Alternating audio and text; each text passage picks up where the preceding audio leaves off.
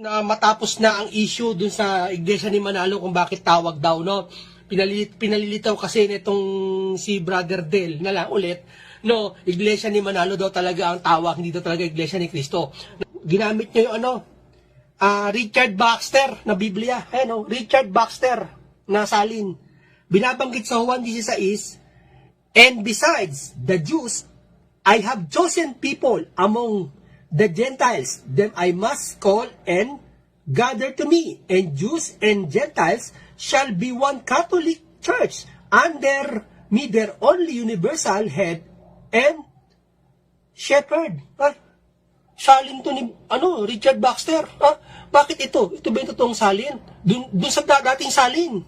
Bakit makikinig ako kay Richard Baxter na salin na to? Di ba? Bakit ako makikinig? Dun ako sa dating salin. Yan, ang natunghayan ninyo ay si munting kaalaman na kaanib sa Iglesia ni Cristo na kay Felix Manalo. No?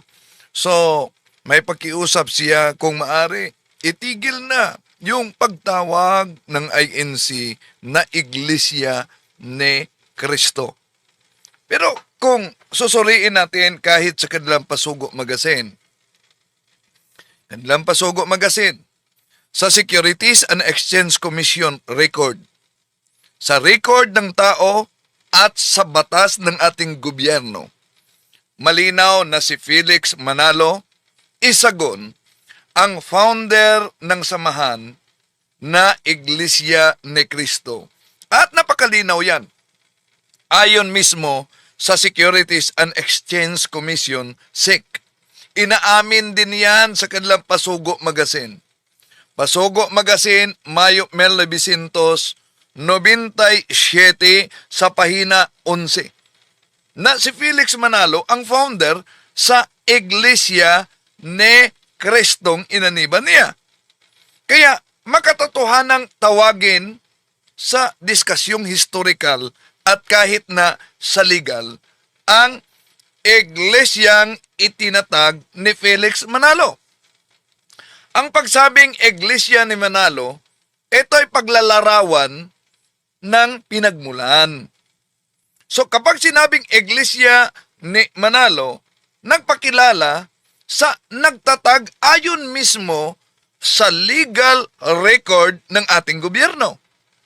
Batay sa sariling dokumento ng INC mismo, mabasa sa Pasugo Magazine kung sino ang founder. Kung hindi dapat banggitin si Felix Manalo bilang nagtatag sa INC. Ang tanong, bakit lumagda bilang founder na nakasulat sa Securities and Exchange Commission? Los fundadores de esta asociación son Felix Manalo. Bakit sa pasugo mismo ng INC nabanggit na siya ay founder ng Iglesia ni Cristo? At kaugnay naman sa sabi niya na paraphrase ni Richard Baxter, dahil mabasa kasi ang One Holy Catholic sa John chapter 1 at John chapter 10 verse 16. So, di daw umano pwedeng tanggapin yon. Yon ang matawag natin na pamantayan na double standard. Bakit? Itinanggap naman ng INC ang paraphrase kapag pabor sa kanila. Pero, itatakwel pag hindi na pabor. Di ba inaamin mismo ng INC? Ginagamit nila ang iba't ibang salin kahit pa ang footnote sa mga Biblia. Ginagamit nila pati na ang paraphrase upang ipaliwanag yung nakasulat batay sa kanilang aral, letra por letra, at kahit hindi letra por letra, basta merong magpaliwanag. So, kung ang batayan ay hindi pwede gamitin ang paraphrase, dapat mga kapatid, lahat ng paraphrase sa INC bawal. Ngunit, kung pwede ang paraphrase, basta tama ang diwa, hindi maaaring pili-piliin ayon lang sa pansariling doktrina ng INC. Di po ba? So, maaring tanggapin ang paraphrase kapag pabor at itakwil kapag hindi pabor. Kung ginagamit ng INC ang paraphrase kahit na footnote sa Bible at iba't ibang salin ng Biblia para ipaliwanag ang kanilang doktrina, abay, lilitaw na wala silang moral at lohikal na batayan para i-reject ang paraphrase, mga kapatid. Ang problema ay hindi ang paraphrase. Ang problema ay ang hindi pantay na pamantayan nitong INC na nakiusap mismo si munting kaalaman kung maari itigil na ang issue na tawaging Iglesia ni Manalo. Tatalakayin natin ito.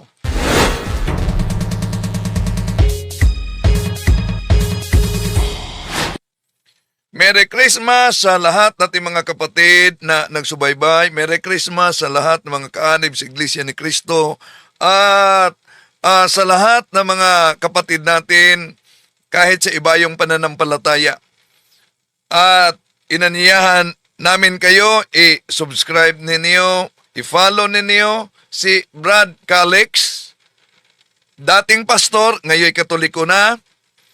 Meron siya ding Facebook, YouTube, at Factbusters PH, no? Si Kabornok, nasa link. At ang ikalawa nating channel, Pananampalataya at Katweran, nasa link. Inanyayahan natin ang ating mga suking taga-subaybay. Huwag kalimutang pindutin ang like sa ating live at huwag din kalimutang mag-subscribe kung bago ka lang at pindutin ang bell button para updated kayo. Mag-comment at i-share ninyo. At makatulong talaga kayo sa ating evangelization kung itong ating talakayan, mga kapatid, ay i-share ninyo sa mga kapwa nating Katoliko o kahit na sa mga taga-ibayong pananampalataya. Sana sa pamamagitan nito mabuksan ang bawat isa na sa kasalukuyan ay nagsaliksik talaga sa tunay na aral. At kung saan man kayo nanood ngayon sa ating live streaming, inaniyayahan natin ang ating mga kapatid na i-comment ninyo kung saan kayo nakabase ngayon para alam natin kung saan nakaabot ang ating talakayan ngayon, no? Dito man sa ating bansa, sa iba't ibang panig sa ating bansa o kaya'y sa ibayong bansa, no? Sa ibang bansa, lalo na sa ating mga kapatid na OFWs, no? Na nagsubaybay. Merry Christmas sa inyo. Ingat kayo. At aking pamangkin at anak na nasa ibang bansa din nag-aral, ingat kayo dyan. Merry Christmas sa inyo. Maria Isabel, Banban, ingat kayo. And then sa lahat nating mga kapatid na sumasubaybay ngayon, comment ninyo. Si Jerry Almendras at Joy Almendras na nasa UK, ingat kayo dyan. At ang lahat nating mga kapatid na nagsubaybay at sila si Sis Rosa, no? Leopoldo, taga-suporta at iba pa mga kapatid natin taga-suporta. Sila si Bro Nanding at Sis Amigel Pascual na nasa Hawaii ngayon. Ingat kayo. Merry Christmas sa inyo, mga kapatid. So, sa lahat na mga kapatid natin na sumusubaybay sa ating live streaming, ingat kayo ni Nightbot dahil etong si Nightbot, security guard yan. Pag may violation sa capital letters na pag-type ninyo, ibura niya yan. Ang di niya magustuhan, robot yan si Nightbot, ha? So siya tagabantay diyan. No, mag-ingat kayo, may mga nabura na kasi ni Nightbot. Okay, sa lahat natin mga kapatid na sumusubaybay, di na natin pa tatagalin pa. Ating pakinggan ang pakiusap ni Munting Kaalaman Channel na isang kaanib sa INC, mga kapatid, na kung maari daw, kung maari, tapusin na ang paggamit na Iglesia ni Manalo. Bakit kaya? Bakit kaya na ayaw nilang tawaging Iglesia ni Manalo? Dahil ba ayaw nilang matrace sino talaga ang nagsimula sa Iglesia na nagdala sa pangalang Iglesia ni Cristo na narehistro sa Securities and Exchange Commission? Ngayon, although mahaba itong video niya, pero mga kalahati lang siguro ang ating sa iribat ngayon, mga kapatid. Punto por punto. At nag-live sila si Bro Jando, so papasok tayo mamaya. Okay? Ay, isa-isahin natin. Na matapos na ang issue dun sa Iglesia ni Manalo kung bakit tawag daw, no? Pinalilitaw kasi nitong si Brother Del na lang ulit, no, Iglesia ni Manalo daw talaga ang tawag, hindi daw talaga Iglesia ni Cristo. No, tayo naman kasi na-rehistro sa SEC at talagang pangalan pa ng natin, Iglesia ni Cristo, at may katuparan pa ng hula. Okay, may katuparan pa ng hula. Iyon talaga ang pinangawakan nila. Ayaw nila na tawaging Iglesia ni Manalo dahil baka takot sila na matrace ang nagsimula sa iglesyang inaniba nila. Takot siguro sila na makita yung legal document, sino talaga ang founder nila. Pero, napansin siguro ninyo ang ating mga mahal na kapatid sa INC, pag sila'y magkomento sa Katoliko, diyan sa comment section mismo, kahit sa Facebook, ang tawag nila sa Katoliko, katoks daw. Mga katoks. Oh, yan ang tawag nila. O kaya'y tatawagin nilang koltoliko. Koltoliko. Pero, nakiusap kahit na si Munting Kaalaman kung maaari tigilan na daw umano ang paggamit ng Iglesia ni Manalo. So, kapag tumanggi kayo na huwag nang gamitin yung Iglesia ni Manalo. Oh. Pero, yung mga kasama ninyo, pag magkomento, abay, wagas, sasabihin nila, mga katoks, mga kultoliko. Oh, so, ipagdasal natin sila, mga kapatid, no?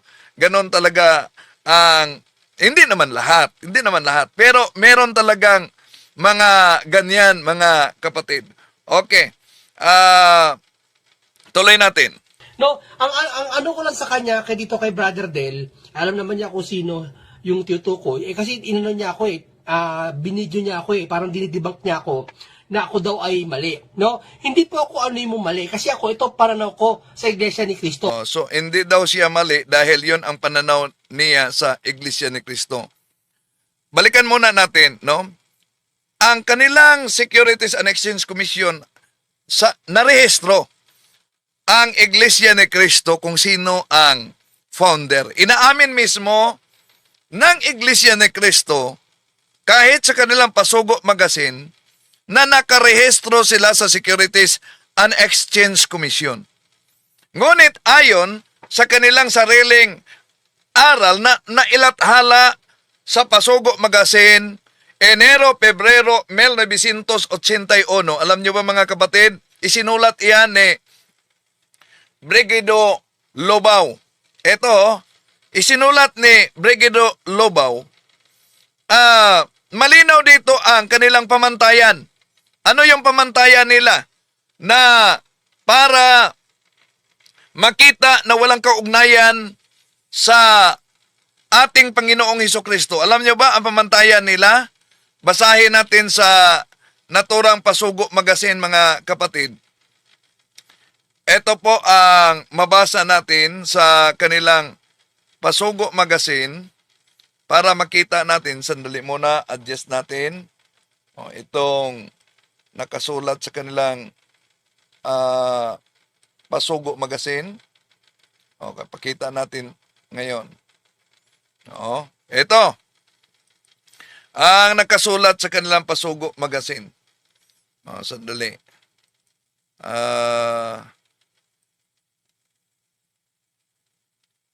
Ang Pasugo Magazine, official ito na magazine, of course, sa INC, mga kapatid. Official ito na magazine nila. And then, ano ba ang nakasulat mismo sa kanilang Pasugo Magazine? Pakita natin ha. Ito. Na-adjust ko muna. Ito ang nakasulat sa kanilang Pasugo Magazine. Meron ba tayo? Pasugo Magazine, Enero, Pebrero, 1981, pahina 51 ni Brigido Lubao. Meron ba tayong maipakitang batayan mula sa mismong iglesia na tatag ni Perez tungkol sa simula at pagkatatag nito? Meron po. Narito ang bahagi na nakasulat sa rehistro ng iglesyang iyan. Ito ang pasugo. Bakit binasa ko ang rehistro ng naturang siktang Tatag de Perez? Dahil, batay sa pasugong ito, kapag narehistro sa Securities and Exchange Commission, yun daw ang katibayan na walang kaugnayan sa tatag na iglesia ng ating Panginoon Jesucristo sa Jerusalem. Ituloy natin. Pahina 51 sa naturang pasugo. Lumang pasugo na ito, mga kapatid. Ito. Kaya malinaw na wala silang kaugnayan munti man sa iglesyang natatag at nagsimula sa Jerusalem. So, ano ang katibayan daw na ang iglesia ay walang kaugnayan sa tunay na iglesyang tatag ng ating Panginoon Jesucristo? Dahil nakarehistro sa Securities and Exchange Commission.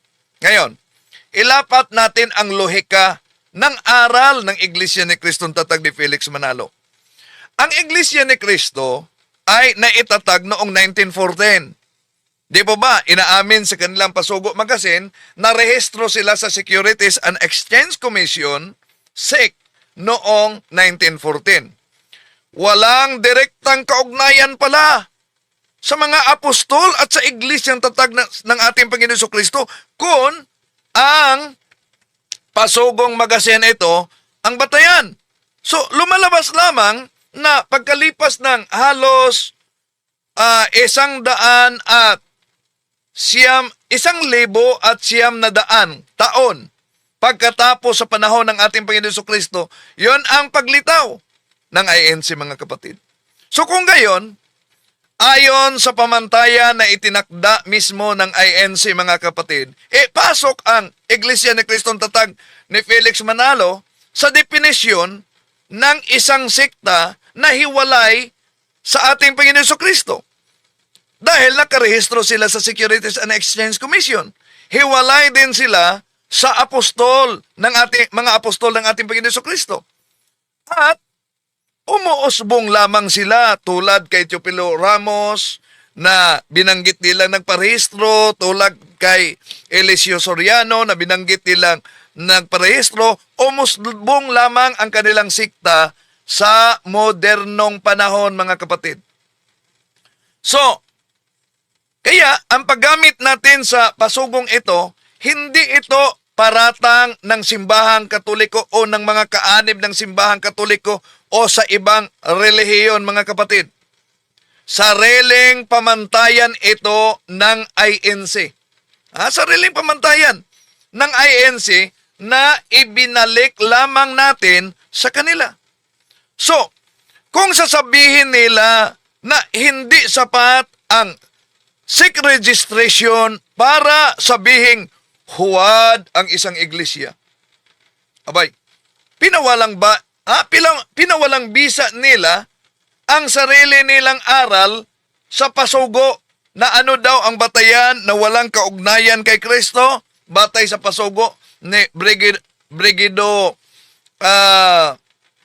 Lobao dahil nakarehistro sa Securities and Exchange Commission. At kung ipipilit naman nila na ang SEC registration ay batayan ng pagiging huwad, abay, mas lalong bumabagsak ang argumento ng INC sa sarili nilang pamantayan. Di ba ba? Argumentum contra factum non valid. Okay. Ngayon, so, sabi ni Munting Kaalaman, bakit daw umano siya umanib? Balik natin ha. Ni Manalo daw talaga ang tawag, hindi daw talaga Iglesia ni Cristo. No? Tayo naman kasi narehistro sa SEC at talagang pangalan pa ng natin Iglesia ni Cristo at may katuparan pa ng hula. No? Ang ano ko lang sa kanya kay dito kay Brother Del, alam naman niya kung sino yung tinutukoy. Kasi inano niya ako binidyo niya ako parang dinidebunk niya ako na ako daw ay mali. No? Hindi po ako ano yung mali. Kasi ako, ito paranaw ko sa Iglesia ni Cristo. Kaya nga ako po umaanib at nakaanib na. Kung gusto mo po ng gano'n. Okay. So, sabi niya, hindi ako mali. Kaya nga, umanib ako. No? Ito po ang aking pananaw. Yun ang pahayag ni Munting Kaalaman. No? May channel din siya. Almost 1 million na din, no? Ang followers niya. So, sabi niya, hindi ako mali dahil ito ang paniniwala ko sa INC. Kaya ako umanib. Ang tanong, sapat na ba na depensa mga kapatid? At lohikal ang pahayag na hindi daw siya mali at yon ang batayan na umanib siya sa INC, sa Iglesiang Tatag ni Felix Manalo. Tandaan natin, ang pagiging personal na paniniwala ay hindi otomatikong naging katotohanan na. Maraming tao ang umanib sa iba't ibang relihiyon dahil sa personal na paniniwala, emosyon, tradisyon, o kaya'y impluwensya. Ngunit hindi ibig sabihin ito mga kapatid na tama na agad ang doktrinang inaniba nila. Ang tanong ay, hindi ano ang paniniwala mo, kundi tama ba ang pinaniniwalaan mo na inaniban mo? Hindi sukatan ng katotohanan ang dahilan ng pag-anib. Kung ang batayan ay pinaniniwalaan ko kaya ako umanib at naniniwala akong hindi ako mali, abay lalabas. Tama ang lahat na reliyon. Yun din ang kanilang pamantayan, di ba? Tama ang lahat ng sikta. Walang maring aral, walang bulaang propeta na malinaw na salungat talaga sa lohika at maging sa aral ng Biblia.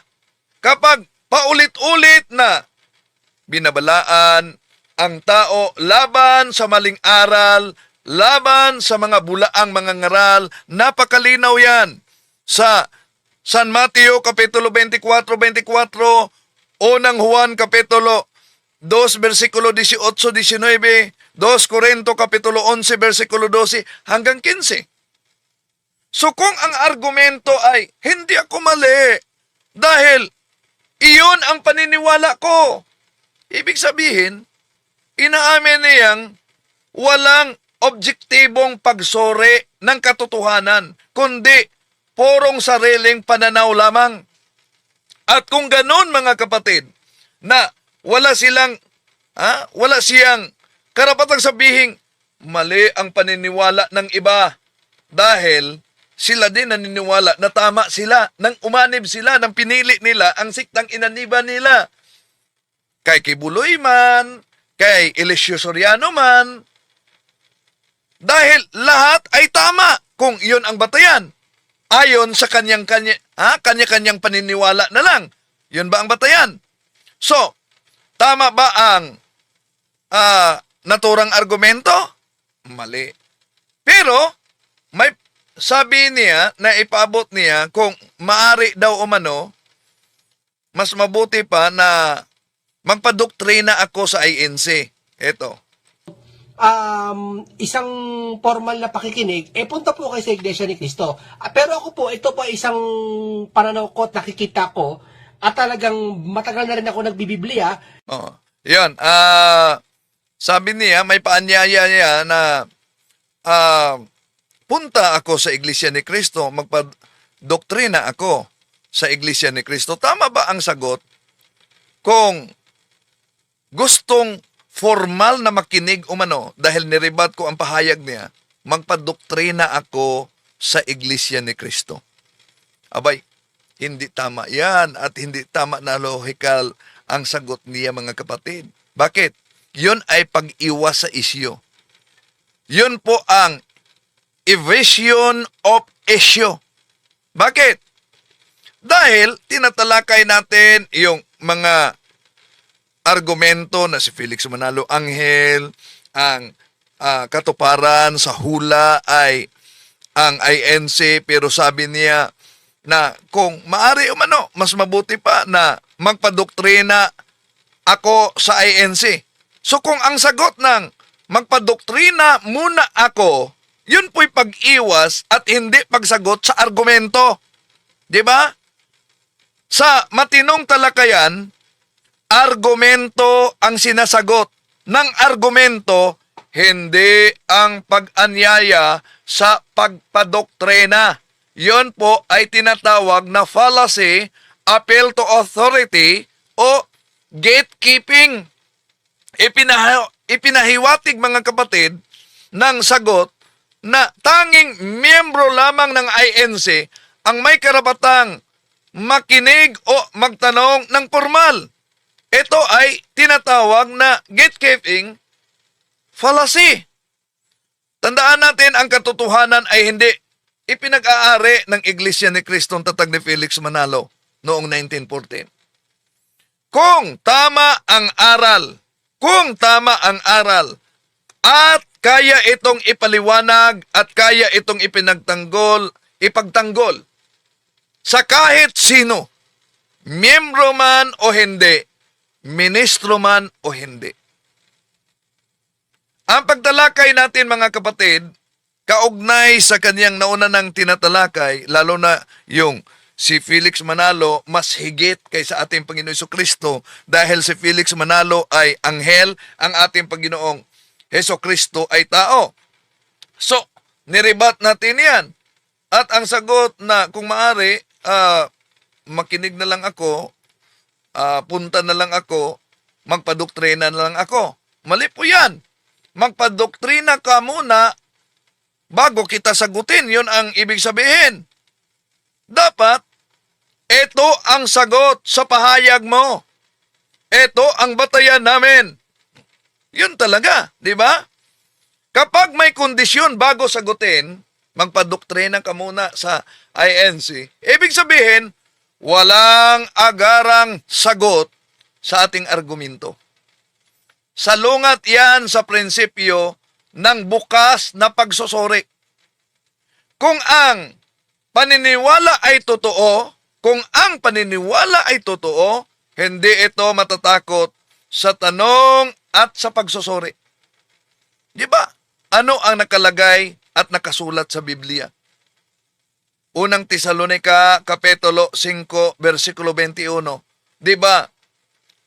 Panghawakan ninyo ang mabuti. Di ba sabi? Yasatin ninyo ang lahat ng mga bagay. Yun ang nakasulat sa Biblia. Pero, sabi niya, bakit pinili niya ang INC? Dahil yun daw umano ang nagustuhan niya. At gusto ko talaga aral ng Iglesia ni Cristo. Hindi lang dahil sila ay magagaling sa talata, kundi nakita ko talaga at naramdaman ko na ito ang tunay na may kaisahan, may talagang maramdaman mo yung Isa-isahin natin isa-isahin natin ang pahayag niya. Ito ang pananaw ko, ito ang gusto ko. Matagal na akong nagbabasa at nag-aaral ng Biblia, sabi niya. Di ba? Kaya, yun daw ang kaniyang nagustuhan. So, ngayon, Kung ang batayan ay matagal ka nang nagbasa sa Biblia, kaya tama ang paniniwala mo. Bakit? Maraming sikta na pare-pareho sa iyo nagbabasa din ng Biblia kahit kasi kibuloy. Ngunit, magkaiba ang aral. Maliwanag na may kulang sa prinsipyong magbasa ng Biblia at yon ang pakiramdam na tama, edi walang madaya sa bulaang propeta.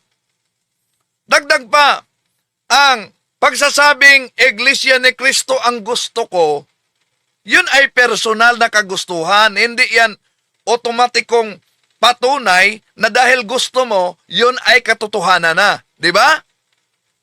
Ang gusto ay hindi laging katotohanan. Ang katotohanan ay sinusukat sa buong pahayag ng Diyos, history, kasaysayan, hindi sa piling talata sa Biblia at yun lang ang nagustuhan dahil nakapangalan. Kung talagang Biblia ang batayan, di ba? Kung talagang Biblia ang batayan, bakit? Tinatanggihan ninyo ang tradisyon. Gayong malinaw sa Biblia, 2 Tesalonica Kapitulo 2, versikulo 15. Bakit sinasabi ng karamihan, hindi lang sa ANC, na ang kanilang pinagbatayan ay Bible alone?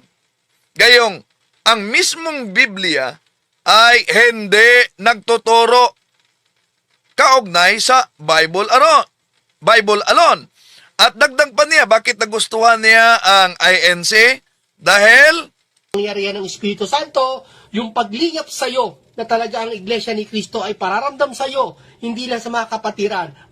yan. Ang mga pagsamba ay napaka talaga maluwalhati. Talaga maramdaman mo yung mga doon pa lang sa pagsamba, pagpasok mo pa ng kapinaramdam na ramdam mo na, no? Yan. Ang damdamin ang batayan niya. Ang damdamin ang naging sukatan niya ng katotohanan. Tama ba? Na dahil ito ang naramdaman ko ay tunay na may kaisahan, ramdam ko ang kampangyarihan ng Espiritu Santo at napagaganda ang paglingap nila pag umanib ka dito. Ang tanong, ang damdamin ba ang sukatan para sa katotohanan? Ang pagkaramdam ng kaayusan, ang pagkaramdam ng kaisahan o emosyonal na ginagawa ay hindi yan otomatikong patunay na ang isang paninawala o isang iglesia ay nagmula na sa Diyos. Bakit? Ang daming mga sikta, mga kapatid, na yun din ang yun din ang damdamin nila. So ang damdamin, hindi ito subjetiho. Hindi ito subjetiho, mga kapatid. Kundi objetiho ito. Objetibo. So, maraming reliyon, sekta, iglesia, samahan, ang nagsasabing pareho silang ng karanasan. Damdamin ang naging sukatan para sa katotohanan. Ramdam ko dito ang Espiritu Santo. Sa mga kaanib ng siktang tatag ni Eliseo Soriano, sa palagay mo, yung damdamin na yan, di rin nila naramdaman? Kaya nanatili sila kahit kay kibuloy? Ramdam nila yung kapayapaan. Ramdam nila na may pagkakaisa. Kahit ang iba pang mga grupo, kahit nga ang grupo ng Satanism, meron din silang pagkakaisa, pero hindi ibig sabihin na sila'y tunay na.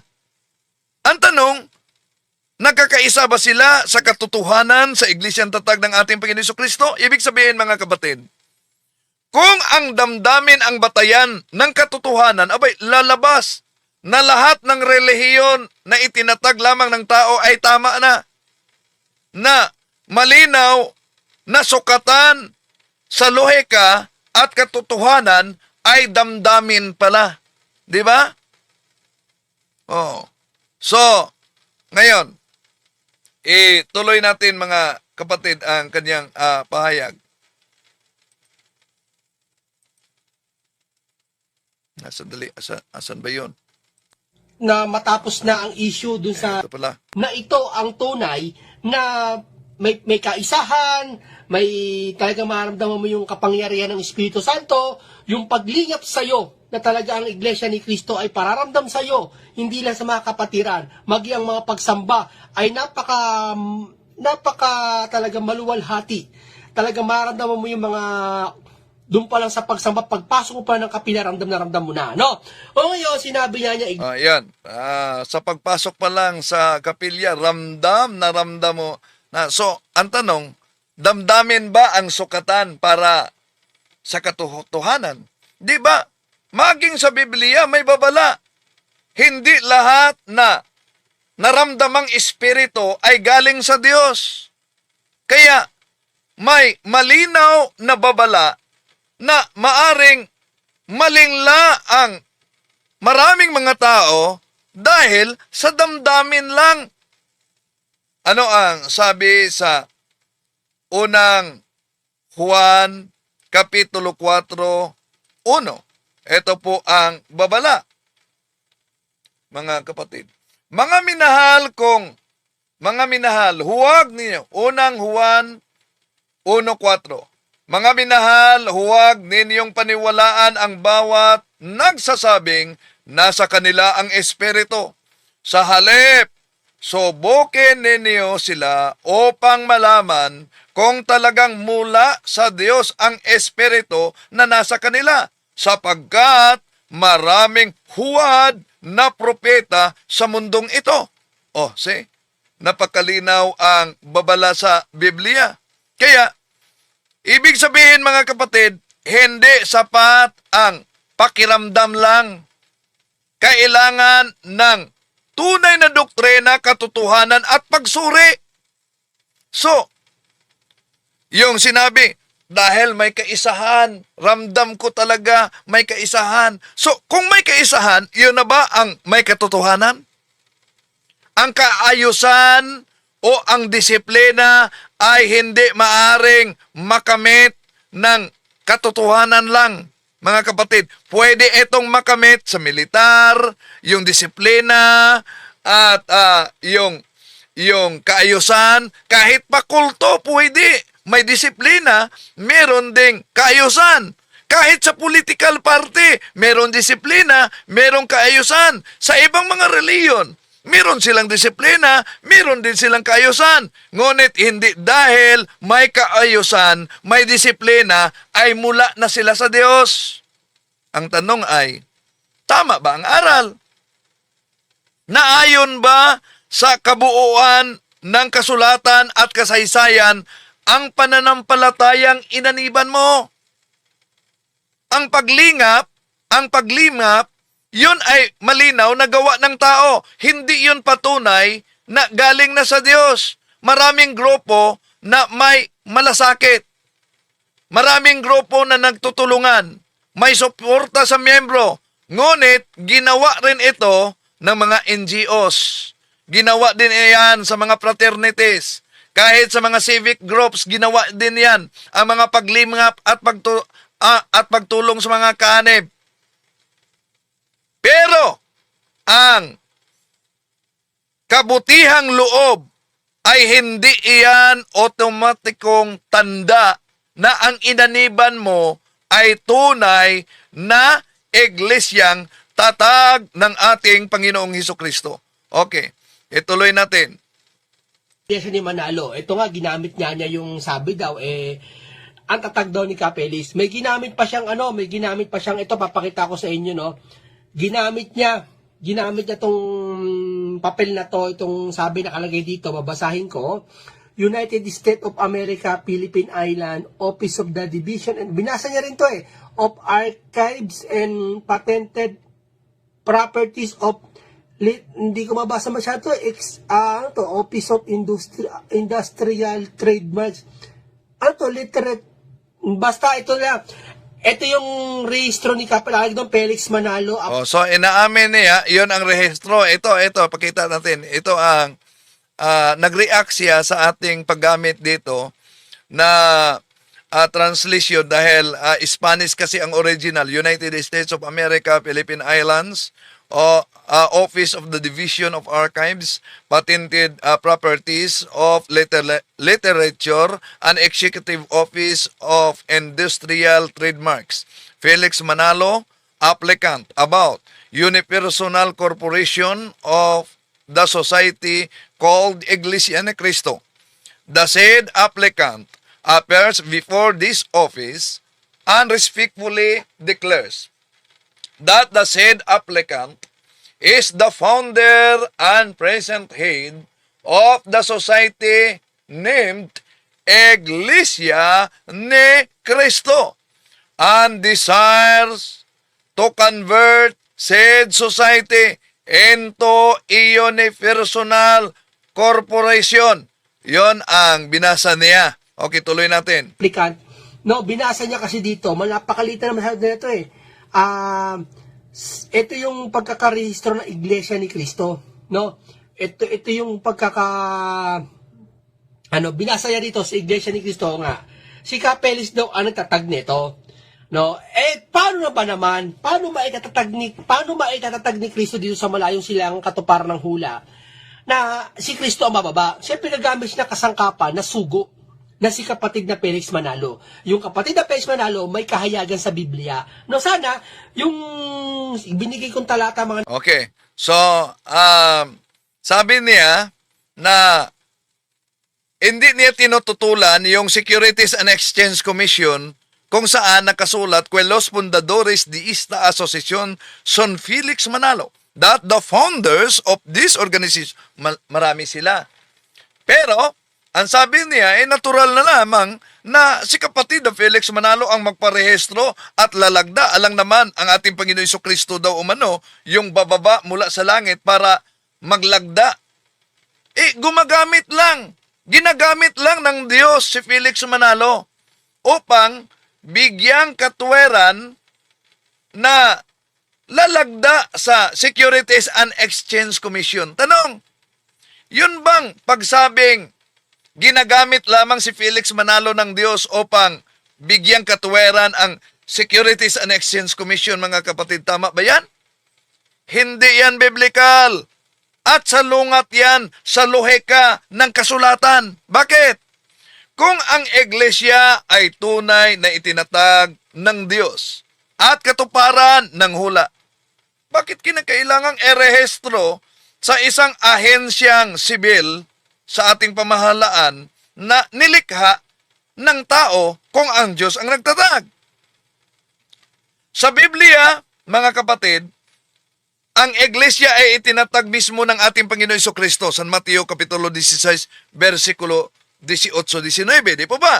So, hindi ng isang kasangkapan na kinakailangang sumusunod muna sa batas ng Estado upang magkabisa yung siktang itinatag niya. San Mateo Kapitulo 16-18, ang sabi ng ating Panginoong Hesus, tatayo ko ang aking iglesia. Et igudi ko kiato is Petros, et soperham Petram edipicabo iglesiam yam, et portain perinun prebilabot adversus iam. Dito malinaw, ang ating Panginoon Jesucristo ang nagtatag. Hindi lamang tagagamit ng tao. Ang pahayag na hindi pwedeng bumaba mula sa langit si Jesus at magtatag ng iglesia dito sa Pilipinas ay pagkait yan ng kapangyarihan ng ating Panginoon Jesucristo. Bakit? Ayon sa pananampalatayang Kristyanismo, si Kristo ay buhay, muling nabuhay, at patuloy na gumagabay sa kanyang tunay na iglesia, sa kanyang tunay na iglesia ni Kristo na simbahang Katoliko, sa pamamagitan ng Espiritu Santo, hindi sa pamamagitan ng legal registration. Di ba? San Mateo Kapitulo 28, versikulo 20, narito, ako'y sumasa inyo hanggang sa katapusan ng panahon. So, ibig sabihin mga kapatid, ibig sabihin, hindi physical na pagbaba ang kailangan, kundi espiritual na presensya at apostolikong pagpapatuloy sa iglesyang itinatag ng ating Panginoon Jesucristo. So, ang paggamit ng salitang kasangkapan, ulitin ko, ang paggamit ng salitang kasangkapan ay hindi sapat upang mapatunayan ang pagiging tunay na iglesia na inaniban ninyo. Bakit? Maraming leader ang maaring magsabing ginagamit din sila ng Diyos. Sa palagay niyo, si Eliseo Soriano, hindi niya binanggit na ginagamit din siya ng Diyos? Sa palagay ninyo, si Pastor Apollo Kibuloy, na appointed son of God, hindi niya binanggit na siya ginagamit ng Diyos? Ngunit ang tanong mga kapatid, may mandato ba talaga mula sa ating Panginoon Jesucristo at sa mga apostol? Bakit? Ang tunay na iglesia hindi nagsimula sa Securities and Exchange Commission. Ulitin ko ang tunay na iglesia hindi nagsimula sa Securities and Exchange Commission. Hindi nakadepende ito sa isang modernong hula. May malinaw na ugat na matrace natin sa mga apostol. May tuloy-tuloy na aral, sakramento at otoridad. Ang paliwanag na ginagamit lang si Felix Manalo ng Diyos. Kaya kahit narehistro sa Securities and Exchange Commission mga kapatid, totoo pa rin na sila ay tunay na iglesia daw. Yun ay palusot, hindi patunay. Kung kailangan pa ng SEC registration upang maging iglesia, aboy, malinaw ito mga kapatid, ay organisasyong pantao.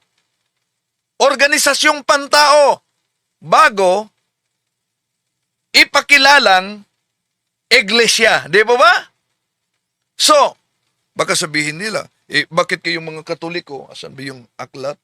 Bakit kayong mga Katoliko, hindi kayo nakarehistro? Nasa aklat yan na Partnership and Private Corporation by Hector S. De Leon sa pahina 569, ang nakasulat, the Roman Catholic Church is not registered, not like other religious societies and churches in the Philippines, because it has been recognized as juridical person since time immemorial.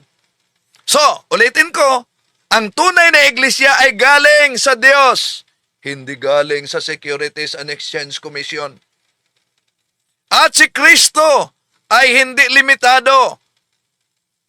Hindi siya limitado sa kasangkapan ng tao upang itatag ang kanyang iglesia dito sa Pilipinas.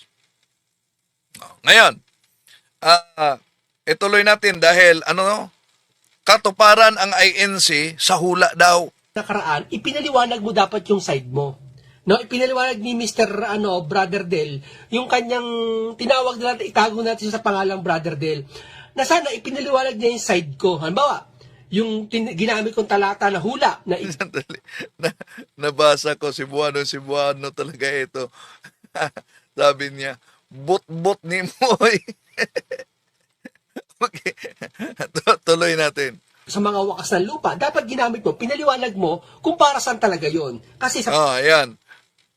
panampatay na iglesia ni Kristo at nakikita ko sa aking pagmamasid, yun ang ginagamit at talaga naman, yun talaga ang lumalapat sa kanya. Ayan.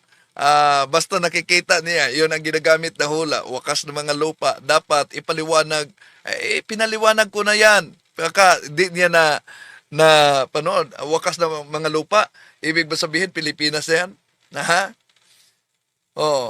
Binanggit natin yan sa mga pagsagot natin. Hindi kailanman binanggit sa Isaias ang Pilipinas, pero sabi nila, hindi, hula kasi, kaya may katuparan. Ang aklat ni Propeta Isaias ay isinulat ito sa tiyak na konteksto ng Israel at ng mga bansa sa paligid nito noong sinaunang panahon. Walang talata na nagsabing Pilipinas ang Far East. Ano mang pahiwatig sa modernong bansa, mga kapatid. Ang pagbasa na Pilipinas, wakas ng lupa, ay dagdag yan.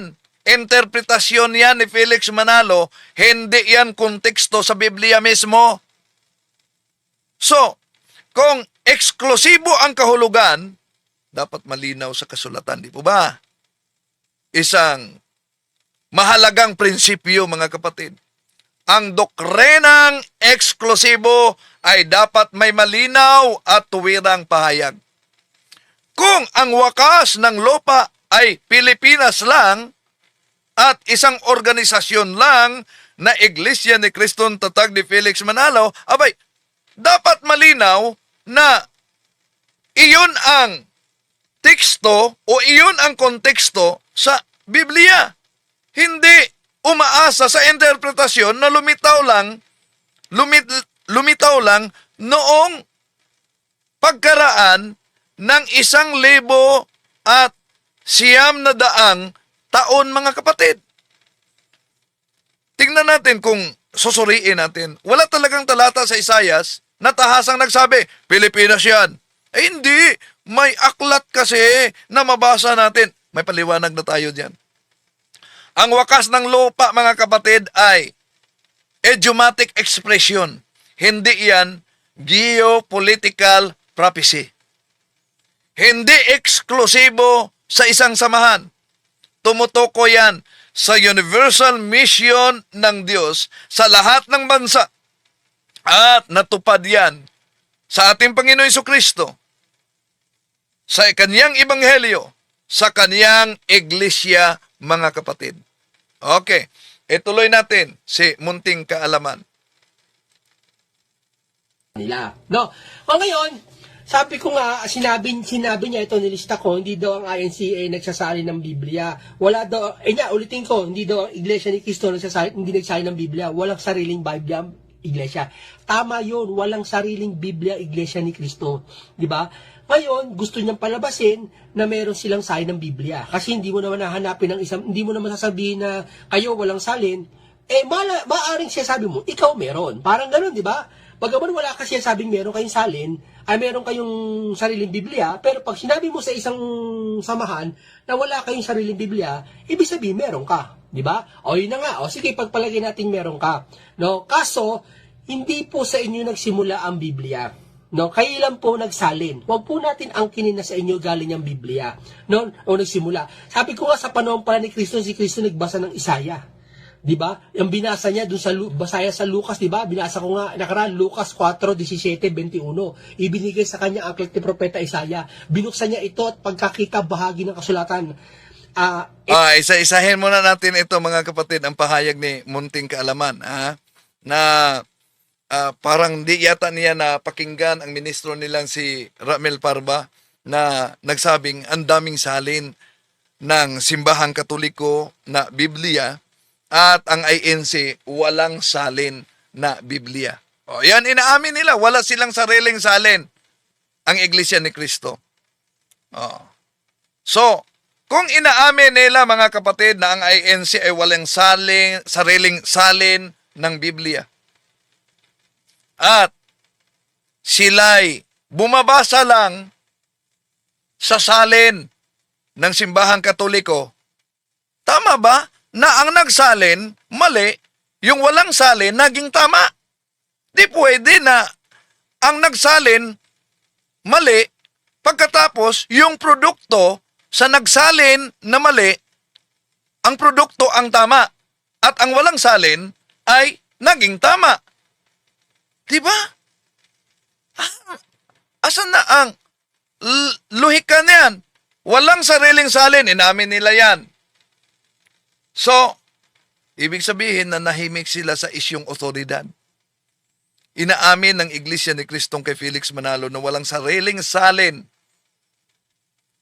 Walang opisyal na salin ng Biblia.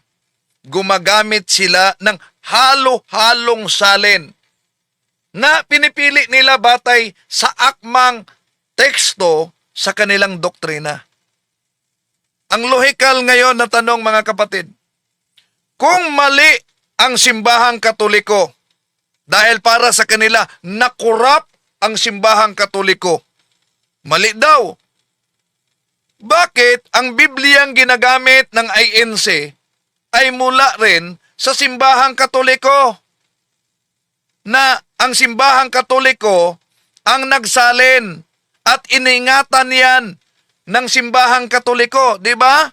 Nasa Pasugo Magazine nila. Mamaya, sisilipin natin, mga kapatid.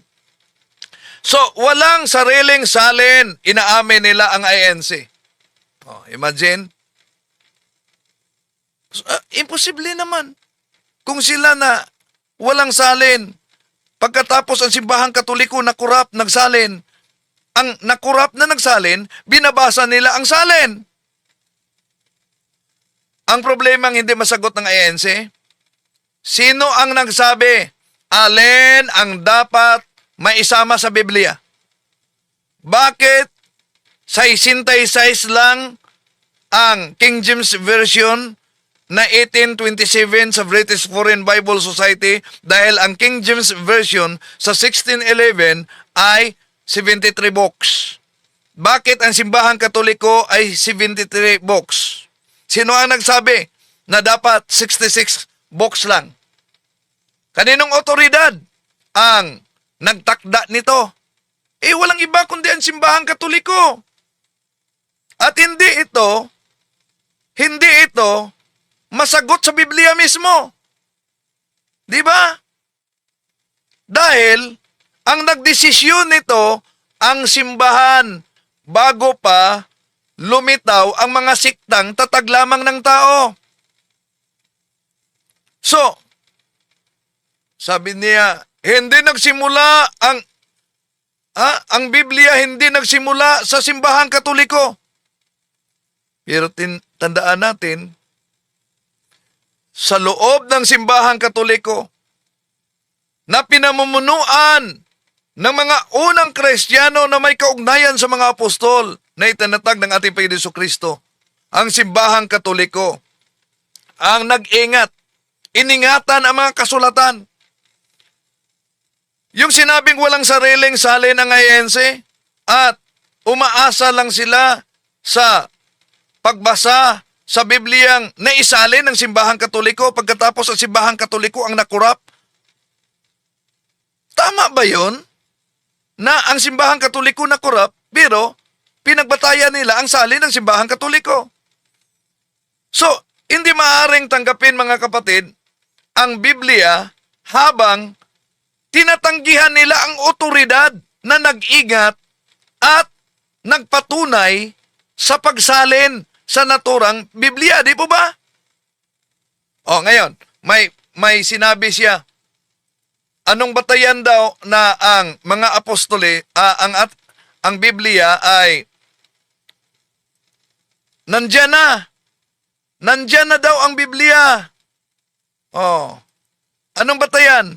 Dahil ang ating Panginoon Jesucristo nagbasa sa sulat ni Isaias. Balik natin, ha? Ang Biblia. No, kailan po nagsalin? Huwag po natin angkinin na sa inyo galing ang Biblia. No, o nagsimula. Sabi ko nga sa panahon pala ni Kristo, si Kristo nagbasa ng Isaya. 'Di ba? Yung binasa niya doon sa basaya sa Lucas, 'di ba? Binasa ko nga nakaraan Lucas 4:17-21. Ibinigay sa kanya ang aklat ni propeta Isaya. Binuksan niya ito at pagkakita bahagi ng kasulatan. Ito yung pinangaral niya, ito natupad sa kanya. Sabihin, si Kristo man nagbasa ng Biblia. Yung Biblia, Biblios sa Greek, sabihin maraming Biblia. Pag Biblia, compilation ng books, ibig sabihin pinagsama-sama. Pag Biblios, isa lang. Maraming books na sulat ni Apostol Juan, ni Apoblo. Sabihin, sama-sama kaya Biblia. No?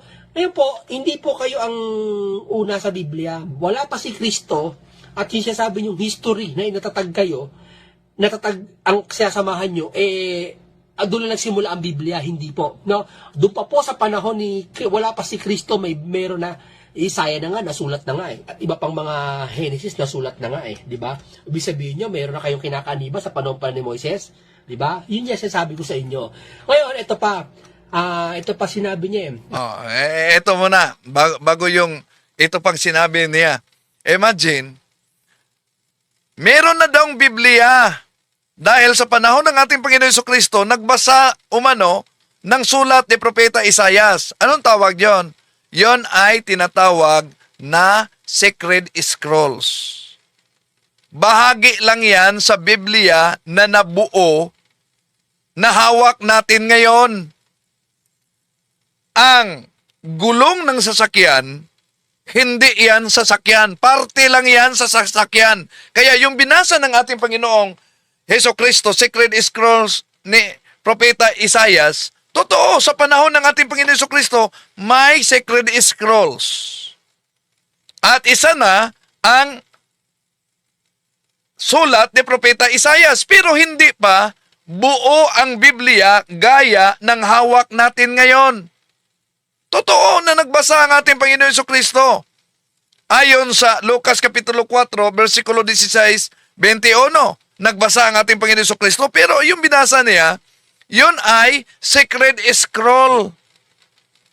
Aklat ni Propeta Isaias sa sinuguga. At tandaan natin, ang scroll ginagamit noon. Hindi pa yon mga aklat na tulad sa hawak natin ngayon. Tama, may Isaias na sa panahon ng ating Panginoong Jesucristo. May mga Sacred Scrolls na, pero hindi pa buo ang Biblia. May scroll ang binabasa, hindi compiled Bible. Ang Biblia ay nabuo sa kasaysayan, hindi agad-agad. Sa panahon ng ating Panginoon Jesucristo. Diba? Yung pagtatag niya sa iglesia, ang salita na ginagamit sa ating Panginoon Jesucristo, Grego, sa Aramaiko. So, ibig sabihin, nang itinatag niya, using the Aramaic language of inamar na lakda to kipa we alhadi kipa ebnility. Hindi yan agad isinulat. Dumaan pa sa paglipas ng mga panahon, isinulat yan from Aramaic to Greek. Kago di soy, lego hoti soy Petros, kaye pitaw te Petra, oy kudumi sumonte Ecclesia. At, pagdating sa ilang taon, yung Greek na nakasulat at even Hebrew na translation, mga kapatid, isinalin yan sa Latin. Kaya yung Greek, kago disoy ligo hoti so iyo Petros kay ipitaute Petra oy kudumi so monte Ecclesia Mateo 16:18, isinalin yan sa Latin, et igudiko kiato es Petros et soperam Petram iripicabo Ecclesiam miam et porta en perenon praebilabot adversos iam. So, ang pagbuo sa Biblia, pagdeklara ng luma at bagong tipan sa pamamagitan yan ng Simbahang Katoliko, at nasa sipi mismo yan ng Pasugo Magazine ng Iglesia ni Cristo, ang opisyal na magazine ninyo. Idiniklara yan sa iba't ibang konsilyo ng Simbahang Katoliko. Una, ito. Sa panahong ito, matagal nang umakyat ang ating Panginoon Jesucristo sa langit. Ito, Pasugo, Hunyo 1951, page 27. Ang konsilyo ng Trento noong 1546 ay nagpahayag na ang lahat ng aklat ng matandang at bagong tipan ay nasa Bibliang Katoliko, ay mga banal, pinapatnubayan at naaayon sa batas. Idiniklara yan ng Simbahang Katoliko. At ito pa, karugtong sa kanilang Pasugo Magazine, mga kapatid. Pansinin ninyo ang nakasulat sa Pasugo Magazine. Hunyo 1951, page 27. Ang mga batas ng Iglesia Katolika na mataimtim at maingat na sinisiyasat at tinitiyak ng konselyo ay siya ring nasa mga talaan ng mga banal na aklat na inihayag ng mga konselyo ng Florencia noong taong 1441. Cartago noong taong 397. Hippo noong taong 393. Laodicea noong taong 363. At ng mga Papa Inocencio noong taong 401. Hormidas noong taong 514-523. Gelasius noong taong 492-496 at ng Papa Damaso noong taong 366-384. O, see? Napakalinaw yan sa kanilang Pasugo Magazine mismo. O? So, ibig sabihin, mga kapatid, na yung sabi nila, ang simbahang Katoliko corruptive, tumalikod sa pagkatunay na iglesia. Yon talaga. The Great Apostasy. Imagine, kung ang simbahang Katoliko natalikod mula pa sa ikalawang siglo, kung mula pa sa ikalawang siglo, abay, bakit sa panahong yon, ang Biblia na idineklara, tinanggap nila? Hindi lang yan, mga kapatid. Kahit nga kalendaryo, Gregorian calendar, di ba tinanggap din nila? Oh. Di ba tinanggap ninyo? Oh. Okay. So, tuloy natin mga kapatid ang pahayag ni Munting Kaalaman. Sabi niya, ito kasi binasa niya sa pasugo. Gumagamit ng pasugo, kinukonbine sa kabilang pasugo, naliligaw yung tagapakinig. Dapat may... Sandali lang. Yung sinabi pala niya kanina na wala pa si Kristo, may Bible na. Mali yun. Meron ng mga kasulatan, meron ng mga secret scrolls, may scripture bago isinilang ang ating Panginoon Jesucristo. Pero wala pang kompletong Biblia na kilala natin ngayon, di ba?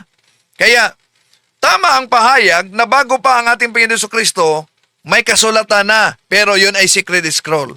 Pero hindi tama kung ibig sabihin na compiled na ang Biblia na hawak ngayon ng kahit sa INC. Di ba?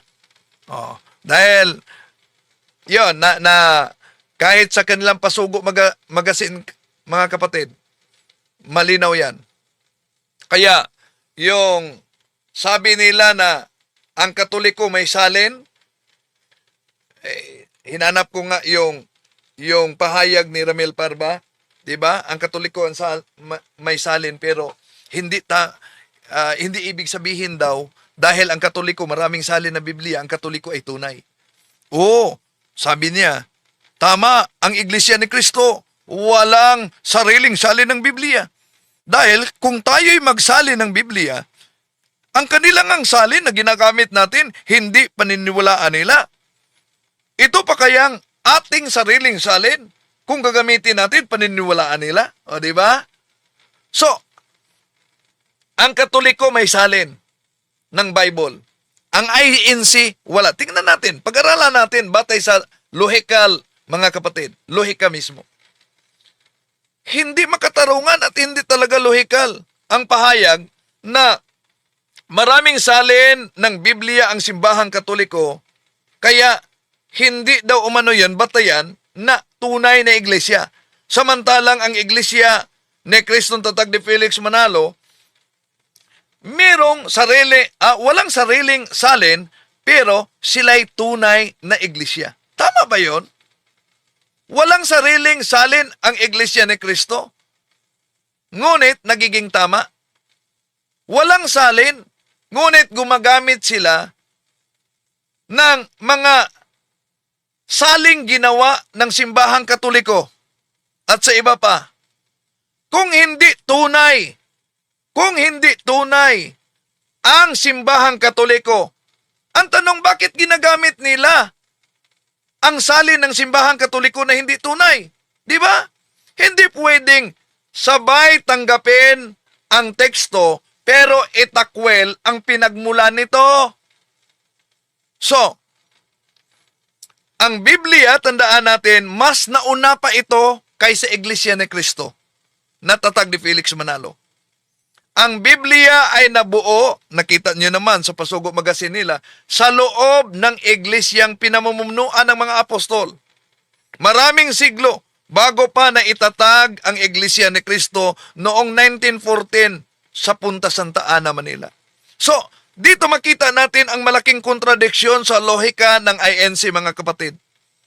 Kung ang batayan nila, ang tunay ay walang sariling salin, ibig bang sabihin ay mas tunay ang hindi nagsalin kaysa nag-iingat at nagpalaganap at nagbuo at nagdeklara at naghati sa kapitulo at bersikulo sa Biblia, walang iba kundi ang simbahang Katoliko. Di ba? Hindi makatuwiran yan. Ang Katoliko, maraming salin dahil yon ay misyon ng simbahan. Ang INC, walang sariling salin, pero umaasa lang kahit sa salin ng simbahang Katoliko. Hindi pwedeng sabihin, hindi tunay ang simbahang Katoliko. Ang pinagkunan ng salin nila. Dahil ang salin na yan ay bunga sa simbahang Katoliko na sinabi nilang hindi tunay. Di ba? Asan ang lohika niyan? Kung hindi tunay ang nagsalin, abay, hindi rin maaaring magiging tunay ang isinali nito. Pero ba't ginamit nila? Okay, tuloy natin mga kapatid. Ano daw? Hindi pwede gamitin yung pasugo. Balik natin ha. Ano yon? Diba? Yun yung sinasabi ko sa inyo. Ngayon, ito pa sinabi niya sabi niya, sabi niya, ito kasi binasa niya sa pasugo. Gumagamit ng pasugo, kinukonbine sa kabilang pasugo, naliligaw yung tagapakinig. Dapat may mag-i-explain yan, hindi dapat babasahin. Ganito yan tama? Ano? Ano daw? Paggamit ko sa pasugo, dapat may mag-explain daw. Dapat hindi yan babasahin. Tama ba yon? Na pag gagamit tayo ng pasugo, dapat may mag-explain daw. Dapat daw, hindi yan babasahin. Una, hindi kailangan ng hiwalay na magpapaliwanag kung ang mismong pasugo ninyo, malinaw na nagsabi ng katotohanan kung sino ang founder ninyo. Ginagamit ko ang pasugo mismo dahil opisyal na publikasyon ito ng Iglesia ni Cristong Tatag ni Felix Manalo na umaamin na si Felix Manalo ang founder ng Iglesia ni Cristo. So kung ganito ang nakasulat, abay, otorisado at sapat ito na ebidensya dahil opisyal ito na magasin ng INC. Ano ang nakasulat sa naturang Pasugo Magasin? Ito ang nakasulat. Pasugo Magasin, published 1997, pahina 11. Way back on July 27, 1914, the Church of Christ was registered with the Philippine government. The registration papers state, among other things, that Brother Felix Y. Manalo is the founder of the Iglesia ni Cristo. O, yun. Ang tanong, kailangan pa ba yang ipaliwanag? Wag lang daw umanong basahin. Balik muna natin ha. Imagine, basta pasugo, wag basahin, paliwanag muna. Ito, balik natin. Asan ba yun? Ito. Nasulat na nga At iba pang mga Genesis nasulat na nga di ba? Ibig sabihin nyo, mayroon na kayong kinakaniba sa panahon pa ni Moises, di ba? Yun yung sinasabi ko sa inyo. Ngayon, ito pa sinabi niya sabi niya, ito kasi binasa niya sa pasugo. Gumagamit ng pasugo, kinukonbine sa kabilang pasugo, naliligaw yung tagapakinig. Dapat may mag-i-explain yan, hindi dapat babasahin. Ganito yan tama? Sinabi niya, na iglesia daw ay tatag, sabi kasi sa pasugo na binasa niya yung pasugo dati ng Iglesia ni Cristo. Ang sabi daw doon, isa lang ang natatag ng iglesia. Tama yun sa pasugo. Anong mali doon? Sabi niya, Isa lang tatag na iglesia. Yung kanya daw, parang yun ang gusto niya patunugin. Hindi. Ito nga iglesia ang tinatag na to, kaya sinabi ng pasugo kasi natupad sa hula. Isa lang to. Isa lang. Oh, ayan. Ang kanilang iglesia daw ang natupad sa hula. Pero balik natin ang Pasugo Magazine nila. Ito pa bang nakasulat sa Pasugo Magazine? Ay pasinungalingan ninyo? Pasugo Magazine published 1997, page 11. Way back on July 27, the Church of Christ was registered with the Philippine government. The registration papers state, among other things, that Brother Felix Y. Manalo is the founder of the Iglesia ni Cristo. Tanong, kailangan pa ba ito na may magpaliwanag? Na nakasulat na sa Pasugo Magazine, mga kapatid? Na ang INC, Iglesia ni Cristo, itatag ni Felix Manalo. So kapag ang Pasugo ang ginagamit laban sa Katoliko o ibang grupo, tinatanggap nila, di ba? Iyon ang tinatawag na inconsistent standard. Bakit? Kapag ang Pasugo ginagamit laban sa simbahang Katoliko, tinatanggap nila. Diretso. Pero kapag laban sa iglesyang tatag ni Felix Manalo ay NC, kailangang may magpalinawanag daw. Aba, kailangan pa bang ipaliwanag yung inaamin na ng Pasugo, 1914 tatag sila ni Felix Manalo?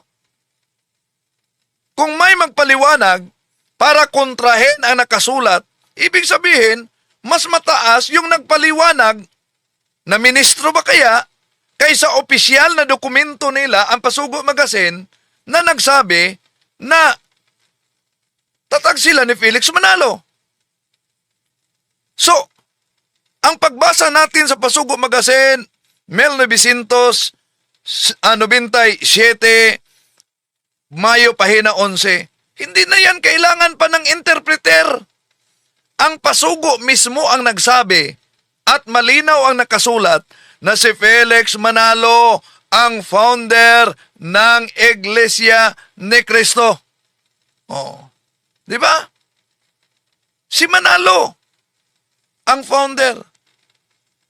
Kaya kung si Manalo ang nagtatag ng iglesia, dapat yun ang tinatawag Iglesia ni Manalo. Bakit? Totoo na sa Securities and Exchange Commission na rehistro, malinaw na si Felix Manalo ang founder ng Iglesia ni Cristong na erehestro sa 1914 Punta Santa Ana, Manila. So, ang paliwanag na kay Kristo daw ipinangalan ang Iglesia ni Cristo dahil siya ang nagtayo, si Felix Manalo lang ang nagrehistro na ito. Balikan natin. Natutupad sa hula. Di ba? Oh, sinabi pa ng Capelis daw anyang iglesia. No? Kasi meron siyang, darating tayo dyan.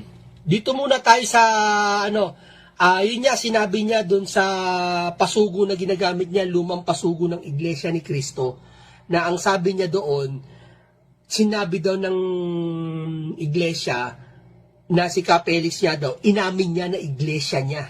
Ha? O tapos, sabi daw, ginamit niya pa yung salitang candy. Eto, ako iwasan na natin yung candy dahil hindi na tayo kakain ng candy. Dito na tayo sa Pasugo. No?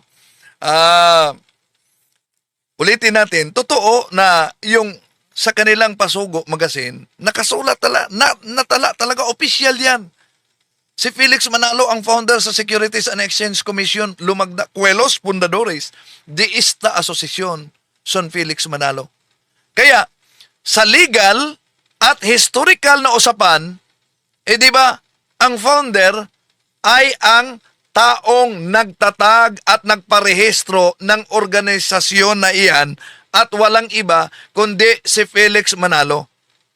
Ang pag-angkin na kay Kristo ipinangalan, yun po ang paglapat na lang sa narehistrong sikta. Pero, ang dami ng nakapangalang Iglesia ni Cristo Church of Christ na nauna pa sa kay Felix Manalo. Diba? Nauna natin yung tinatalakay mga kapatid.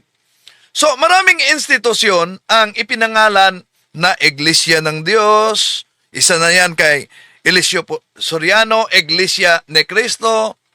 Ngunit hindi ibig sabihin mga kapatid na dahil nakapangalan, yun ay direktang tatag na ng ating Panginoon Kristo. Dahil sila'y umusbong, sila'y sumulpot sa ika-20 siglo lamang.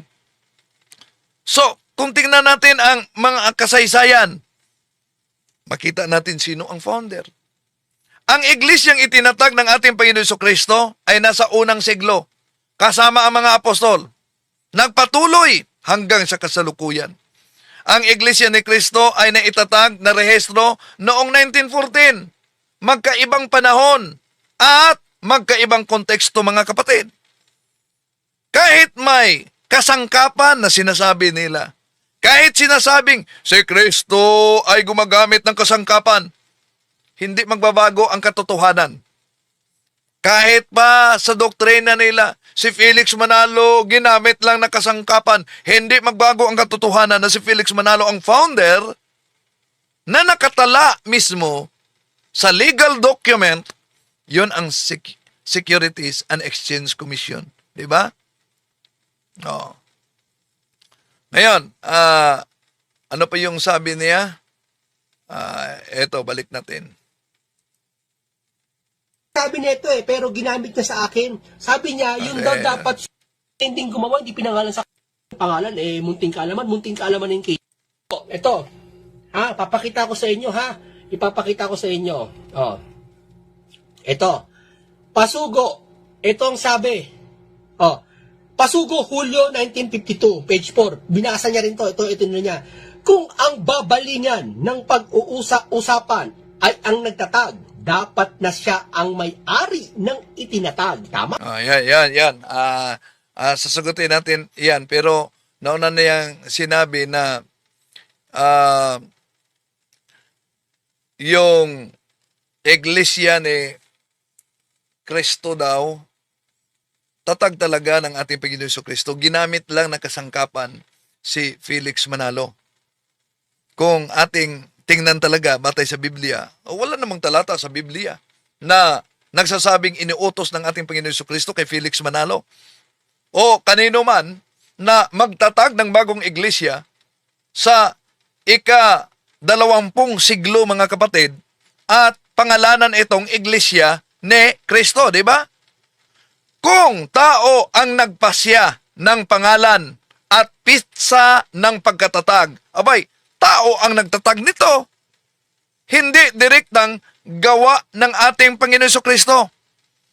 Ang Iglesia ni Kristo sa Biblia ay paglalarawan ito, hindi rehistradong pangalan ng sekta, mga kapatid.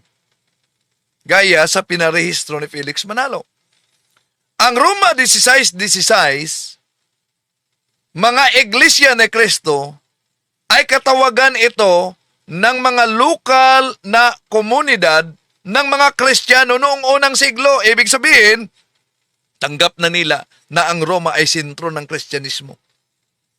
Hindi ito isang opisyal na organisasyon, mga kapatid, na narehistro sa Pilipinas, na may isang puno na tagapagtatag at may eksklusibong membership. Ang Roma 16:16, descriptive term ito. Hindi ito exclusive brand name ng siktang tatag lamang ng tao. Diba? At yung sinabi na, hindi pwedeng tawaging Iglesia ni Manalo. Dahil ang nakarehistro, Iglesia ni Cristo. Ang pahayag na hindi maaring tawaging Iglesia ni Manalo, ang Iglesia ni Kristong nakarehistro sa Securities and Exchange Commission, mga kapatid, ay hindi napawalang bisa ang katotohanan na inaamin mismo sa kanilang Pasugo Magazine, Mayo 1997, pahina 11, na si Felix Manalo ang nagtatag, founder ng Iglesia ni Cristo. Balikan natin ang naturang Pasugo Magazine, batay sa mabasa sa kanilang Pasugo Magazine. I-research ninyo. Pasugo Magazine published May 1997, page 11, way back on July 27, 1914, the Church of Christ was registered with the Philippine government.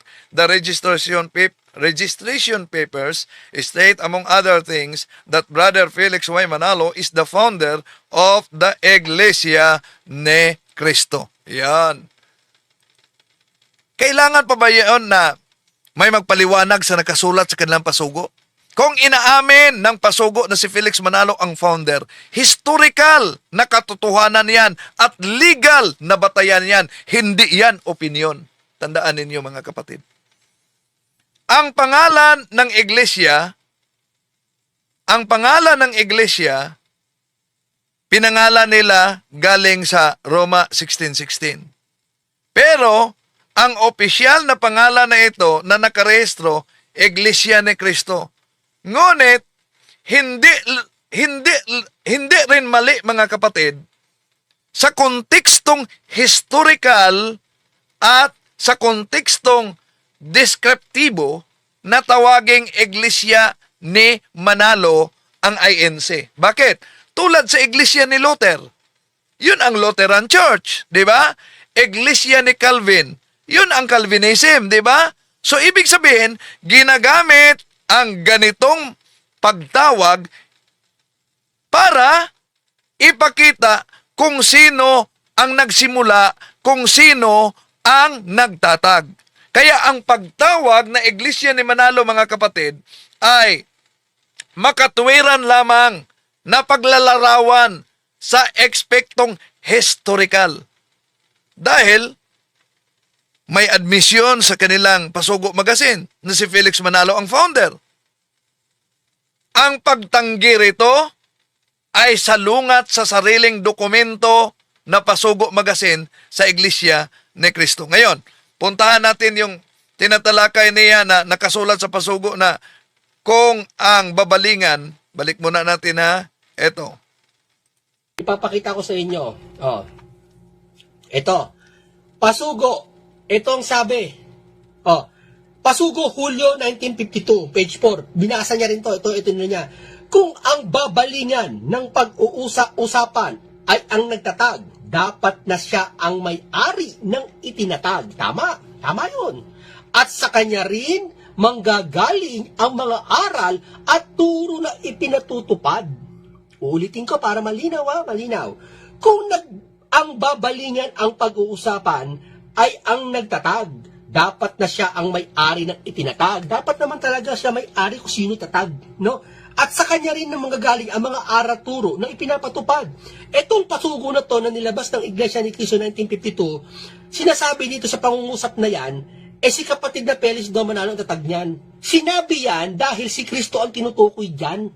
Tapos kinukunik niya yung nagtatag, yung papel na rehistro. Ang nakarehistro daw sa SEC, ang founder daw si Felix. So, ibig sabihin, ang nagtatag daw, Iglesia ni Cristo. Kaya, binubuntot niya sinusundan niya ng dating pasugo na kung ang babalingan daw pag-uusapan ay ang natatag, dapat na siya ay may-ari ng itinatag. Pinalilitaw nila, ang may-ari ng iglesia, si kapatid na Manalo. Kaya dapat Iglesia ni Manalo. Bakit mo naman gagamitin tong pasugo na ito? Ikukunik mo dun sa SEC.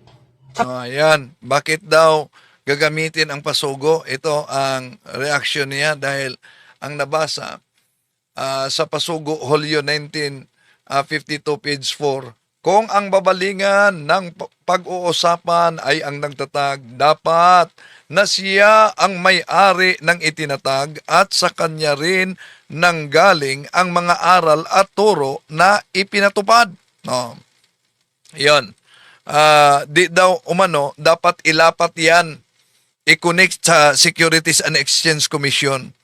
Now, ayon mismo sa Pasugo Magazine, inulit pa niya pagbasa. Hulyo 1952, page 4, na kung ang babalingan ng pag-uusapan ay ang nagtatag, dapat siya ang may-ari ng itinatag at sa kanya rin nanggaling ang mga aral at turo na ipinatupad. Sabi ni munting kaalaman na hindi yan tumutukoy kay Ginoong Felix Manalo, kundi kay Kristo. Ngunit kung susuriin nating mabuti mga kapatid, nakakaroon ng malinaw na kontradiksyon sa sarili nilang mga dokumento mismo. Bakit? Alam naman natin ang prinsipyo, kung sino ang nagtatag, natural siya ang may-ari, di pa ba? Kung ang nagtatag ang may-ari at pinagmulan ng mga aral, ang lohikal na tanong dito, sino ang nagtatag ayon sa legal at historical record sa Securities and Exchange Commission? Di ba malinaw? Na ayon sa legal record, SEC registration, si Felix Manalo ang narehistro bilang founder ng Iglesia ni Cristo. So, kung gayon mga kapatid, ayon sa mismong prinsipyo ng pasugo, na ang nagtatag ang dapat kilalaning may-ari at pinagmulan sa mga aral na ito. Ano ang sabi ng CP sa pasugo, Hulyo 1952 sa pahina 4? Ay, bumalik talaga laban mismo sa Iglesia ni Cristo na argumento. Kung ang ating Panginoon Jesucristo ang tinutukoy, hindi maaaring si Felix Manalo ang legal founder na naglagda mismo sa Securities and Exchange Commission. Kung si Manalo ang legal founder na lumagda sa Securities and Exchange Commission, siya ang nagtatag sa organisasyon kahit sabihing ginagamit lang umano ng ating Panginoon Jesucristo. Hindi pwedeng i-claim si Kristo bilang tagapagtatag habang tinanggap nila na si Felix Manalo, founder ayon sa legal document na pinatunayan pa sa kanilang pasugo magazine. Bakit daw umano? I-connect natin ang pasugo nila para tawaging, para palitawin na si Felix Manalo ang founder. Pasugo magazine ang gamit natin mga kapatid. Official yan na pasugo magazine ng INC. So bakit i-connect natin ang pasugo magazine Hulyo 1952 page 4 para palitawin na si Felix Manalo founder? Hindi ito pilit na koneksyon mga kapatid. Ito ay lohikal at dokumentadong pagbasa na mismong opisyal na babasahin ng INC. Ang nagpahayag, pasugo magazine, opisyal nila yan. Ang pasugo, hindi yan opinyon ng kalaban. Kundi opisyal yan na magazine ng Iglesia ni Kristong Tatag ni Felix Manalo. Kaya, anumang malinaw na pahayag sa opisyal magazine, responsibilidad yan ng organisasyon ninyo. Lalo na kung historical ang paksa gaya ng founder nito, kung sino ang founder. Kaya, tamang i-connect ang Pasugo Magazine, Hulyo 1952, pahina 4, dahil ito ay primary source mga kapatid ng INC. At malinaw itong nagpakita na si Felix Manalo talaga ang founder batay sa kasaysayan sa legal record mismo at nakatala sa ilang official magazine. Kahit pa ipinangalan ito ng ating Panginoon Jesucristo. Di ba? Yung sabi niya natupad sa hula, ating sinagot na yan. Pero ituloy natin mga kapatid. Papel na binigay ng gobyerno na SEC na rehistro na si founder. Kasi siya founder alangan ng buwaba si Kristo na para magpumirma doon. Natupad sa hula. Ibig sabihin, kahula, tabo. Kaya na mismo nagsabi, 1914, July 27, alam nyo kung paano natatag ang iglesia. Kaalinsabay ng digmaan ng pandaigdig. Saan kayo nakakita niyan? Kasabay na katuparan na merong lilitaw. Sabi sa Isaya, sa mga wakas ng lupa. Kailan yun? Kailan magmumula? Sa silanganan. Tugma-tugma. Dapat yan ang itinindig. Dapat yan ang pinaliwanag kung ano yun. Ayan. Pinaliwanag na natin yan sa isang video. Konti lang paliwanag kaugnay diyan mga kapatid na natupad sa hula.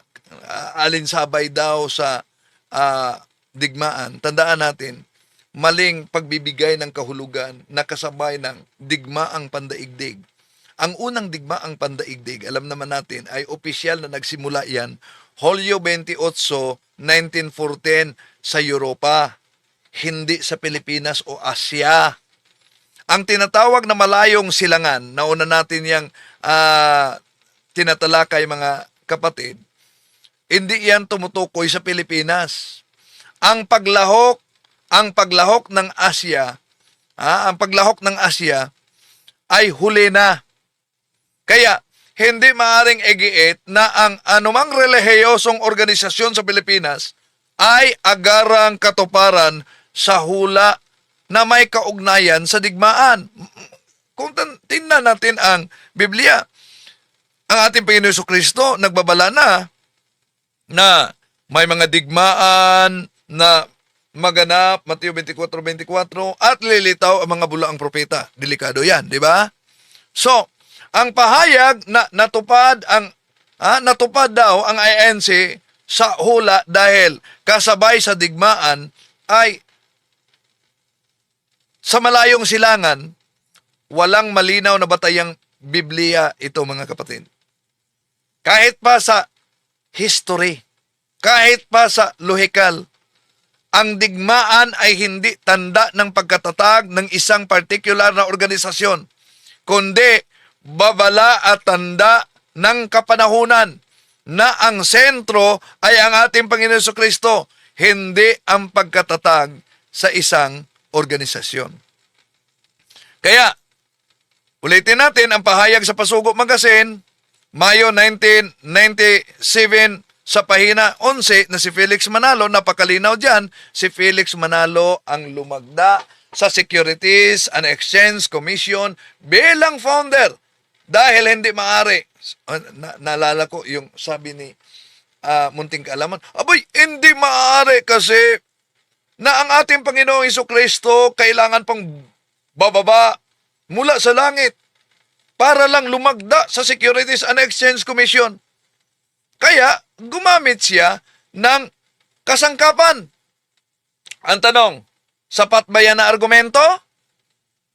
Napalusot nila na si Felix Manalo ang lumagda sa Securities and Exchange Commission dahil ang Panginoon ay hindi na pwedeng bababa pa para lumagda?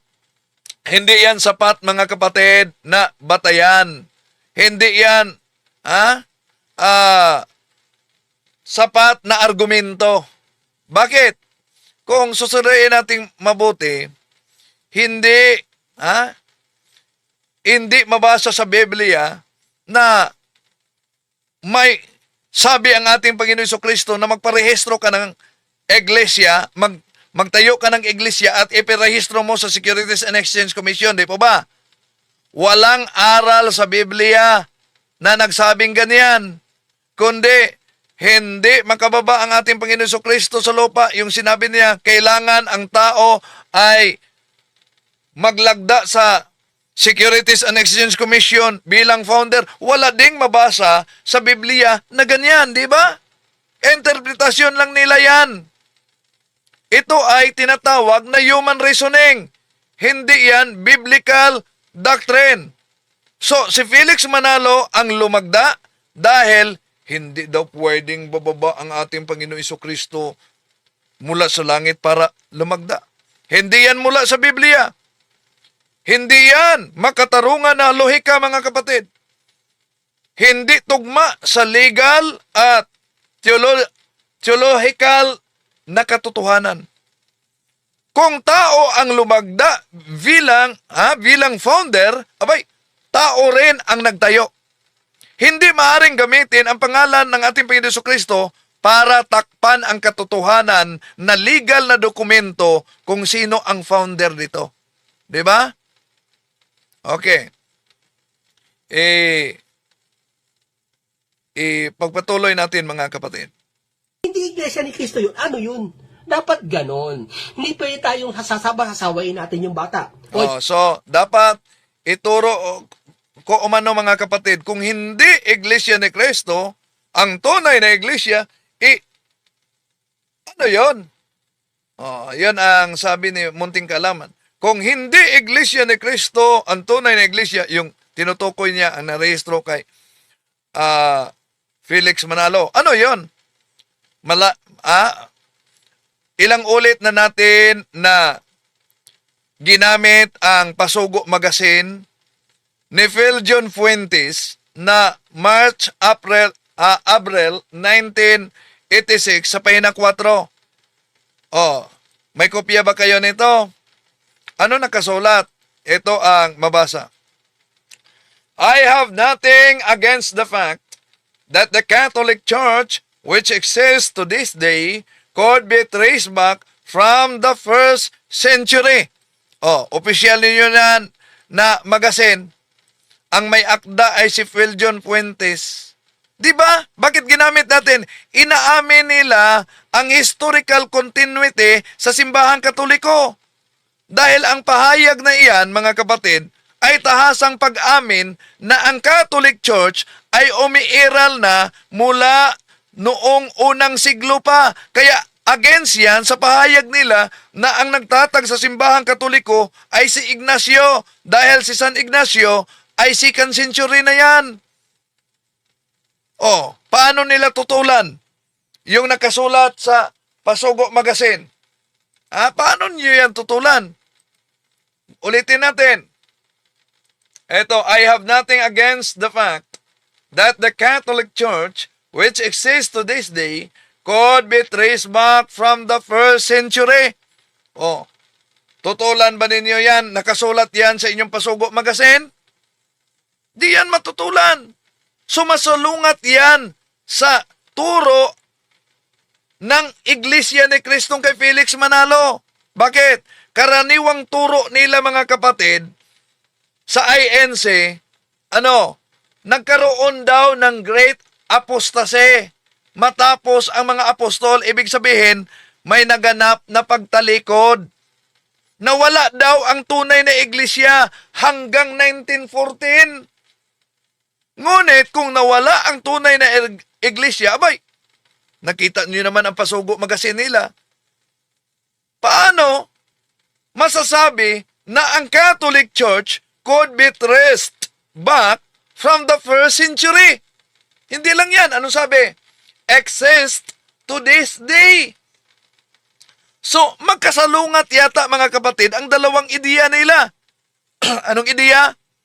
Yung total apostasy. Pagkatapos, sa Pasugo na yan, ang simbahang Katoliko pala, merong unbroken historical tracing. O di ba? Magkasalungat? Hindi maaring sabihing history lang 'yan. Hindi simpleng neutral history ang linyang iyon, mga kapatid. Ang pag-amin sa continuity ay direktang salungat sa doktrina na naputol ang iglesyang tatag ng ating Panginoon Jesucristo sa loob ng mahigit na 1,008 taon. So, kung may iglesyang nananatili mula sa unang siglo at ito ay inaamin mismo sa Pasugo Magazine, hindi lohikal, mga kapatid, ang sabihing, tunay na iglesia nagsimula lang. Muli. Kailan?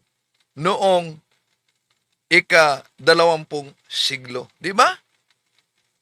Ang pagsabi ni Phil John Fuentes na inakita ninyo na Pasugo Magazine, mga kapatid, napakalinaw. Implicit admission ng historical legitimacy ng Catholic Church. At kung implicit admission yan, internal contradiction yan. Internal contradiction yan sa pangunahing INC claim ng total apostasy. Patunay na hindi consistent ang naritibo ng Iglesia ni Cristo kaugnay sa kanilang na ilathala sa Pasugo Magazine na ginamit natin. May mga nagkomento dito. Parang galit na sila. Huwag kayong magalit, no? Kundi pag-aralan ninyong mabuti dahil naalala ko yung sabi ni Sandoval, huwag kayong brainwash. Ano sabi ni Sandoval? Alam niyo, madaling makilala yung brainwash eh. Pag sinabi pong brainwash, sarado ang isip, yung maling ginagawa nung kanyang tagapangaral o mangangaral, hindi niya makita. Yan mga kapatid. Kaya sana huwag kayong brainwash. Sana buksan ninyo ang isipan ninyo. Di po natin layunin na saktan ang inyong damdamin. Sinagot lang natin. Pero mahaba itong video. Pagpatuloy lang natin, mga kapatid. So, mukhang mahaba na tayo. Aba! 1 oras. Malapit na pala tayo mag2 oras. Maraming salamat sa inyong pagsubaybay mga kapatid. Ulitin ko, Merry Christmas sa inyong lahat. Katoliko man at hindi katoliko, naniniwala man sa Christmas at hindi. Sana ingatan kayo sa Diyos at mabuksan ang bawat isa ninyo, ang isipan ninyo para yakapin ang tunay na Iglesia ni Cristo. Walang iba, ang Iglesia Katolika. Maraming salamat po. Hanggang sa muli. Bye-bye. I am